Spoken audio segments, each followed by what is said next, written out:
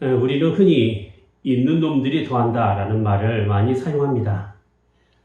긍정적인 의미로는 돈을 많이 가지고 있는 사람이 더 많이 아끼고 산다라는 말이 되겠지만, 대체로 부정적인 의미로 사용하는데, 돈 자랑하는 사람 치고 째째하게 군다, 이 말이 되겠지요. 물론 아끼며 살아가는 부자가 나쁜 건 분명히 아닙니다. 부자가 되었다라고 말하는 것은 그만큼 아껴 썼기 때문에 많이 모이게 되는 것이죠. 돈이 많으면 많이 쓸 것 같지만 현실은 꼭 그렇지 않습니다. 경제적 사정이 넉넉해서 많이 사용하고 또 어려운 형편 때문에 적게 쓰는 것이 꼭 아니다라는 말이지요. 문제는 자신이 가지고 있는 그 부유함의 욕심 때문에 소중하고 값진 일에 풍요롭지 못하는 부족한 사람이 있는가 하면, 비록 넉넉하지 않아도 가치가 있고 귀하다고 생각하는 것에 대해서 힘이 넘치도록 자신의 것을 아낌없이 주는 마음이 풍요로운 사람이 있다는 것입니다. 사람의 씀씀이라는 것은 물질의 많고 적음의 문제보다 그 마음의 넉넉함으로 나타나게 되는 법이지요. 오늘 우리가 읽었던 본문에는 마게도냐에 있는 여러 교회들이 어렵고 힘든 환난 가운데서도 넘치는 기쁨이 있었고 풍요한 연보가 있었다라는 내용의 이야기가 됩니다. 마게도냐에는 사도 바울이 전도하면서 세워진 교회가 있었는데, 데살로니가 교회와 또 빌립보 교회와 베레아 교회가 있습니다. 그러니까 마게도니아에 여러 교회가 있었는데, 이곳은 기독교 박해가 심한 이방 지역이었습니다. 그러다 보니 복음을 듣고 예수를 믿는다는 것이 자신의 생명을 걸 만큼 매우 어려운 일이었습니다. 데살로니가 전서 1장 6절에 보면, 또 너희는 많은 환난 가운데서 성령의 기쁨으로 도를 받아 우리와 주를 본받는 자가 되었으니 라고 한 것을 볼 때, 마게도냐에 있는 교회가 단지 믿는다는 이유로 많은 환난을 받고 있었던 것입니다. 복음의 불모지에서 예수를 믿고 살아간다는 것이 생명을 걸 만큼 커다란 모험일 수밖에 없었던 것은 외적인 핍박뿐만 아니라 일상적인 생활이 어려울 정도로 경제적인 궁핍이 함께 있었기 때문에 그렇지요. 마게도냐에서 예수를 믿는다는 것은 주변의 사람들로부터의 많은 따돌림과 또 경제적 어려움을 각오해야 하는 상황이 되었습니다. 왜냐하면 각종 우상이 있고 황제를 섬겨하는 로마의 영향권 아래서 오직 하나님만을 섬겨야 하는 신앙생활에 세상에 여러 가지 제약이 있을 수밖에 없었기 때문에 그렇습니다. 정신적인 어려움뿐만 아니라 여러 제한으로 인한 물질적인 피해가 있었던 것입니다. 하지만 이런 환난 가운데서 마게도냐 지역에 있는 교회는 성령으로 인하여 기쁨으로 살아가야 할 성도의 삶이 또한 같이 있었다는 것입니다.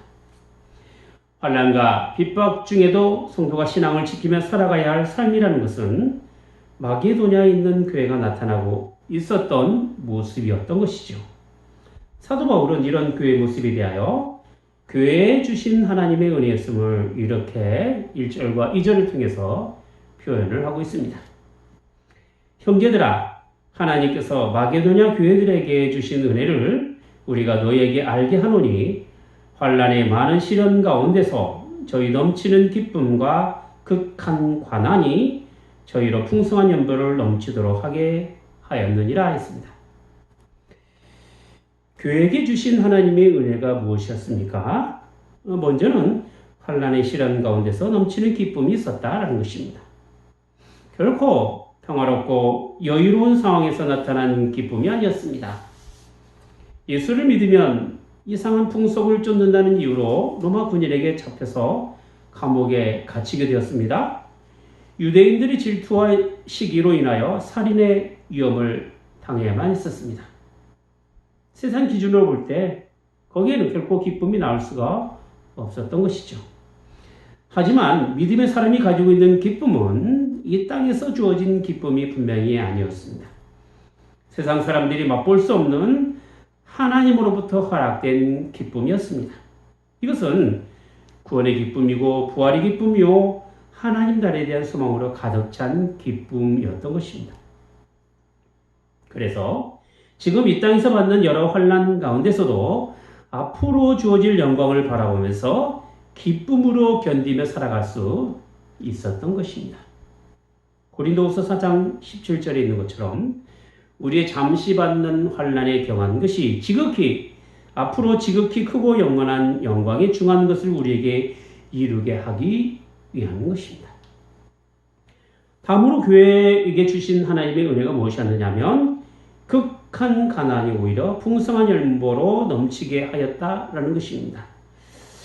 하나님의 은혜라고 말할 때에는 세상에서 오는 여러 가지 핍박과 어려움 가운데서 믿음을 가지고 이기며 살아가는 신앙의 모습이 분명히 있어야 합니다.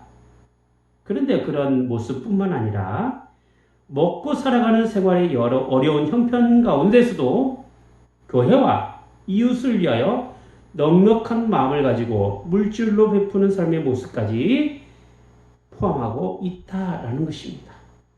그래서 신앙에는 하나님께 향한 신앙 고백과 더불어 이 땅에 살아가면서 자신의 생활 형편에 따라 나누고 베풀며 살아가는 실질적인 삶의 모습을 나타내고 있어야 한다는 것이죠. 그래서 사도행전 20장 35절에 보면 범사에 너희에게 모본을 보였노니 곧 이같이 수고하여 약한 사람들을 돕고 또 주 예수의 친히 말씀하신 바 주는 것이 받는 것보다 복이 있다 하심을 기억해야 할지니라 라고 했는데 성경은 받는 것이 아니라 오히려 남의 필요에 따라 베풀어 주는 것이 복되다라고 말씀하고 계신 것입니다.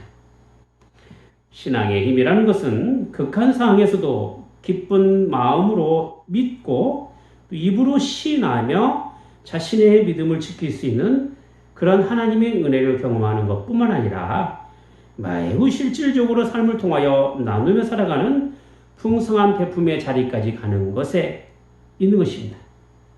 여기에는 신앙이라는 것이 결코 혼자만의 것으로 이루어지는 것이 아니라 환난의 많은 시련들을 함께하는 신앙이요 어려운 경제적 상황 가운데서도 물질적으로 서로 돕고 베푸는 삶으로 살아가는 것에 있다 할 것입니다.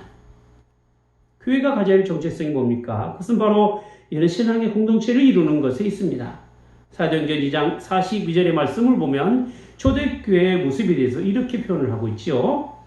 저희가 사도의 가르침을 받아 서로 교제하며 떡을 떼며 기도하기를 전혀 힘쓰니라. 여러분, 사도의 가르침이 무엇입니까? 그것은 바로 하나님의 말씀을 구원의 바른 도리로 알아서 참된 복음으로 받아들이는 것에 있습니다. 자, 그리고 교회 안에서 서로 교제한다는 것은 무엇입니까? 이것은 단순히 만나서 인사하고 안부를 물어보는 정도의 것이 아닙니다.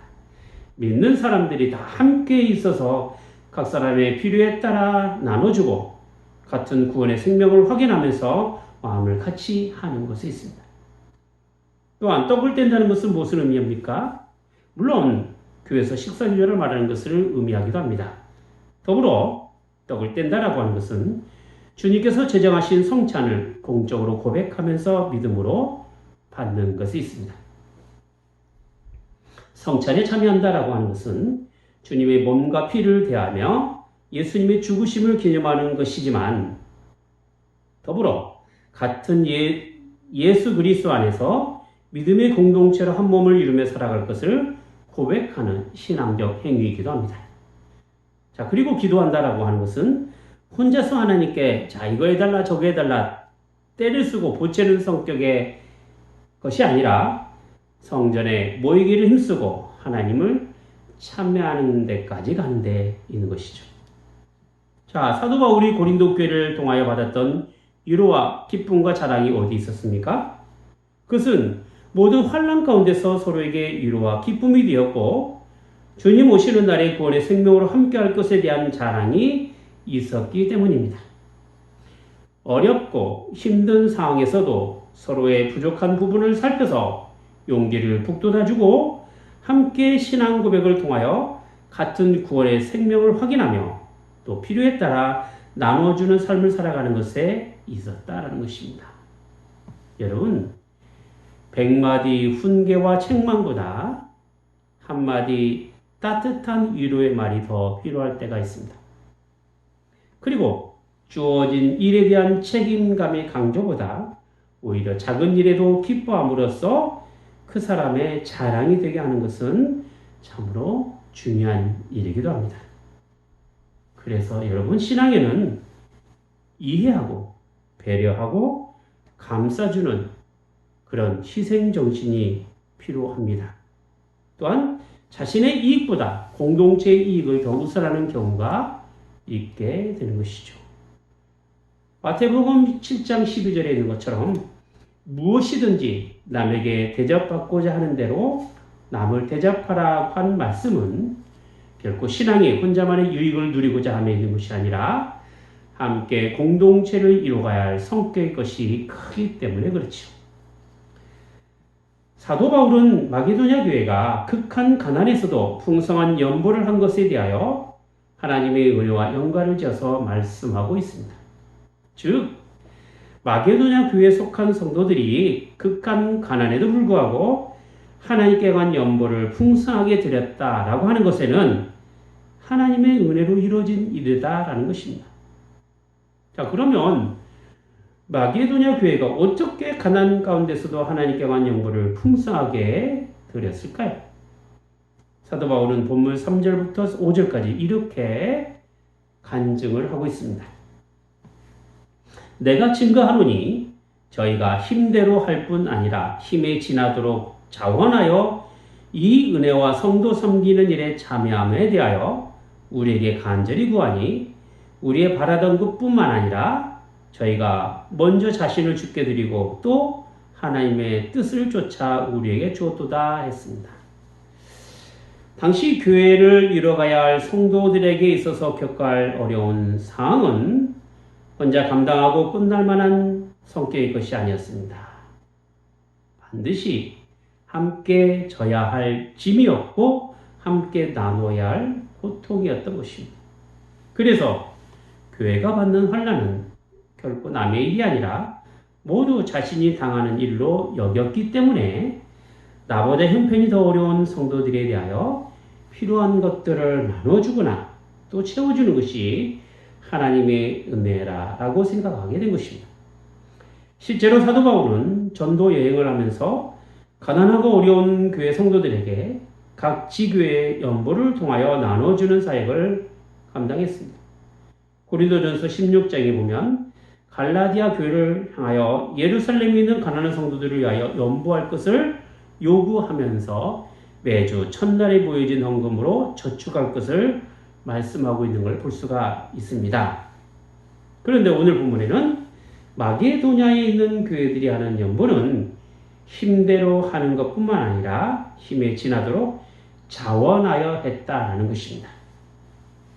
어떻게 힘대로 하고 힘에 지나도록 연보를 할 수 있었느냐 할 때 그 배경에는 마게도냐에 있는 교회 성도들이 넘치는 기쁨과 극한 가난이 그러한 연보를 할 수 있게 되었다라는 것이죠. 말하자면 그들이 당한 환난이 오히려 신앙의 기쁨이 되었고 그 기쁨이 극한 가난 가운데서 힘에 넘치도록 연보를 할 수 있는 기회가 주어졌다라는 것입니다.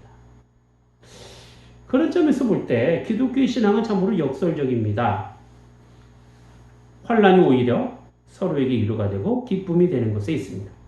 가난이 오히려 풍성하게 나눌 수 있고 넉넉하게 베풀 수 있는 상황으로 만들어가는 것에 있습니다. 만약에 아무런 근심과 걱정이 없는 상태에서 우리가 가져야 할 신앙의 간절함이 나올 수 있을까요? 편안한 상태에서 서로에 대한 위로를 받을 수 있을까요? 지금 우리가 가지고 있는 신앙의 자리와 신앙의 모습은 우리가 얼마나 하나님께 향한 간절함과 위로와 기쁨과 감사가 있었느냐에 따라 달라지는 것입니다. 결코 하나님께 향한 우리의 간절함은 걱정과 근심이 없는 상태에서 오지 않습니다. 하나님으로부터 받아야 할 위로도 인간적인 편안함에서 오지는 않습니다.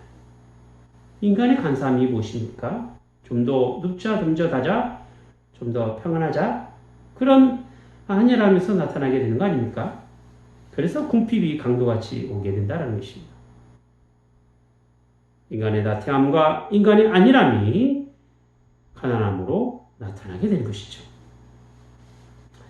믿음의 사람이 궁극적으로 받고 누려야 할 위로와 기쁨과 감사는 이 세상에 있는 안락함이 있는 것이 아니라 영원한 하나님 나라의 것으로 주어질 때 나타나게 되는 것입니다. 그래서 신앙의 궁극적인 목표는 세상에 미련을 두지 않는 것이고 세상에 집착해서 욕심내지 않는 것입니다. 여러 환난 가운데서도 영원을 사모하는 마음으로 인하여 잠시 있다 사라질 세상 것에 삶의 기준을 두지 않는 것입니다.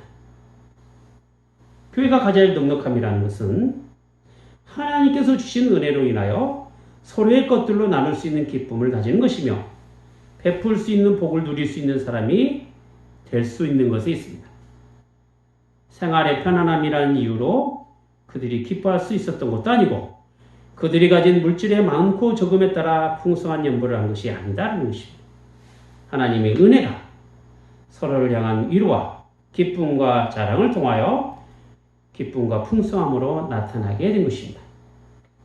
빌립보서 2장 29절에 이렇게 말씀하고 있습니다. 그리스도를 위하여 너희에게 은혜를 주신 것은 다만 그를 믿을 뿐 아니라 또한 그를 위하여 고난도 받게 하심이라 라고 했어요. 여러분, 예수님을 위하여 고난받는 것이 하나님께서 주신 은혜다라고 분명히 말씀하고 계십니다. 뭔가 세상의 기준하고는 좀 많이 다른 신앙의 수준 아니겠습니까? 그래서 신앙을 갖는 것 때문에 많이 억울해하기도 하고 견디기 힘든 일을 참아야 하는 것입니다. 예수님을 믿는다라고 하는 것에는 이렇게 고난이라는 것을 전제하고 시작해야 하는 것입니다. 근데 여러분, 이렇게 제가 이야기하면 예수를 믿거나 교회를 다닐 거라고 말하는 사람이 분명 적어질 수 있을 것입니다.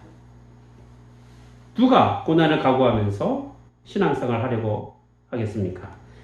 사람이 행복하기 위하여 신앙을 갖고 잘 되기 위하여 교회 다니려고 하는 것이지 세상에서 누릴 수 있을 만한 복과 만족이 없다고 한다면 누가 교회를 다니라고 하겠습니까? 절대 신앙의 기준이 이렇게 세상적인 것에 있고 세상이 주는 복과 만족감으로 찾으려고 한다면 진정한 의미에서 하나님의 은혜를 경험하기가 어렵게 될 것입니다. 우리에게 있어서 가장 소중한 가치는 잠시 있다 사라질 이 세상에 썩어질 육체에 있는 것이 아니라 썩지 않고 망하지 않는 영원한 하나님 나라에 두어야 합니다. 죄로 인하여 더러워진 세상의 어둠에 참여하는 것이 아니라 죄에서 벗어나 밝고 빛난 천국의 소망에 따라 하나님 나라를 소유하며 살아가는 것이 있습니다. 그래서 우리 신앙에는 세상에서 풍요롭게 살아가는 것의 목적이 아니라 하나님 나라를 소망하며 살아가게 하는 그 복음이 이 세상에서 증거되고 나타내게 하는 일에 우선순위를 갖게 되는 것입니다. 우리가 교회에 와서 하나님의 말씀을 듣고 은혜를 누린다라고 하는 것에는 선포된 말씀이 단순히 깨달음에서 벗어나 자신의 삶을 지배하여서 참으로 복음이 진리다라는 사실을 경험하는 데까지 가는 것에 있습니다. 하나님의 말씀이 삶의 실질로 나타나게 될 때 비로소 이것이 바로 하나님의 은혜구나 라는 사실을 알게 된다는 것입니다. 지금 여러분에게 증거되는 말씀이 여러분의 삶에 소중한 가치가 된다라는 거예요. 그걸 알 때, 또 그걸 경험할 때 그게 하나님의 은혜다라고 그 은혜다라는 것으로 알게 된다는 것입니다. 그래서 마게도냐에 있는 교회들이 힘에 넘치도록 연보를 하면서 교회 안에 있는 어려운 성도를 섬기는 일과 동시에 사도 바울과 같은 사역자를 위한 자발적인 헌신이 있었던 것은 자신의 소중한 가치가 복음을 통해서 나온다는 사실을 알았기 때문에 그렇습니다. 자신의 생명을 걸고 복음을 전파하고 모진 핍박과 옥에 갇힘과 억울함을 당하면서도 복음을 전하는 일에 전적으로 사역을 감당했던 그 사역자들에게 필요한 경비와 재정적인 후원을 교회가 제공해 주었던 것입니다. 어떤 상황에서도요, 극한 가난 상황 가운데서도 말이죠. 그리고 이 일의 수고로 시작했던 기도와 함께 이 모든 진행이 잘 이루어질 수 있도록 하나님의 은혜가 풍성하기를 사도 바울이 간구했던 것입니다. 6절과 7절 말씀에 나와 있죠. 이러므로 우리가 디도를 보내어 너희 가운데서 시작하였은즉 이 은혜를 그대로 성취하게 하라 하였노라. 오직 너희는 믿음과 말과 지식과 모든 간절함과 우리를 사랑하는 이 모든 일에 풍성한 같이 이 은혜에도 풍성하게 할지니라 했습니다. 여러분, 없는 가운데서 무엇을 풍성하게 베푼다라고 하는 것은 말처럼 쉽지는 않습니다. 더구나 자기 형편을 생각하고 가진 것이 아까운 생각이 들면 더욱 더하게 되죠. 예수님께서 말씀하신 부자가 천국에 들어가는 것이 낙타가 바늘귀에 들어가는 것보다 더 어렵다라고 한 것은 많이 가졌다는 것 때문이 아니에요. 문제는 부자 청년의 모습입니다. 자신이 그동안 모아놨던 재산으로 근심이 있기 때문입니다. 이 땅의 것으로 가진 것이 많은 사람은 이렇게 근심이 많게 됩니다. 그래서 그것을 내려놓지 않는 이상은 주님을 따르며 살아가는 삶이 어려운 법이에요. 얼마든지 자신의 재산을 통하여 풍성히 나눌 수 있고 경제적인 유익을 함께 누릴 수 있습니다. 지도층에 있는 사람들이 솔선수범으로 보이는 노블레스 오블리주의 이 정신은 있는 사람이 더하는 것이 아니라 모든 사람이 함께 누릴 수 있는 나눔의 삶에 있다 할 것입니다. 여러분, 교회는 헌신적인 섬김을 필요로 합니다. 그것도 힘이 닿는 대로 하고 어떤 경우에는 힘이 지나도록 섬겨야 합니다. 물론 물질로 헌신하면 섬기는 것이 모든 신앙을 대표하는 것은 분명 아닙니다. 하지만 자신이 하나님께 드리는 신앙의 모습에는 언제나 자발적이고 헌신적인 섬김을 필요로 합니다. 말씀이 우리에게 소중한 가치가 되면 우리는 그 가치의 소중함을 헌신과 섬김을 통하여 나타나게 될 것입니다. 지금 여러분의 삶에 가장 소중한 가치는 무엇입니까? 정말 여러분의 인생을 걸 만큼 소중한 가치가 하나님의 말씀인 복음으로부터 나오게 된다면, 또 여러분이 그걸 믿는다면 그것이 교회를 향한 헌신과 섬김으로 나타날 때 비로소 신앙의 기쁨과 감사가 나타나게 될 것이며, 이것이 바로 하나님의 은혜를 경험하는 소중한 경험이 될 것입니다. 기도하겠습니다. 거룩하신 하나님 아버지, 저희에게 허락한 시간에 하나님의 은혜를 누리고 살아간다는 것은 언제나 세상이 주는 안락함과 평안함이 있는 것이 아니라 비록 좀 고되고 힘들고 여러 가지 환난 가운데서도 신앙의 위로와 기쁨과 감사가 있는 것에 있사옵나이다. 하나님께 향한 그 간절함이 지금에 받는 고난과 역경 속에서도 하나님의 위로가 되게 하시고 저희 연약함과 부족함 가운데서도 오히려 기쁨과 감사의 제목이 나올 수 있는 신앙의 모습이 있게 하여 주시옵소서.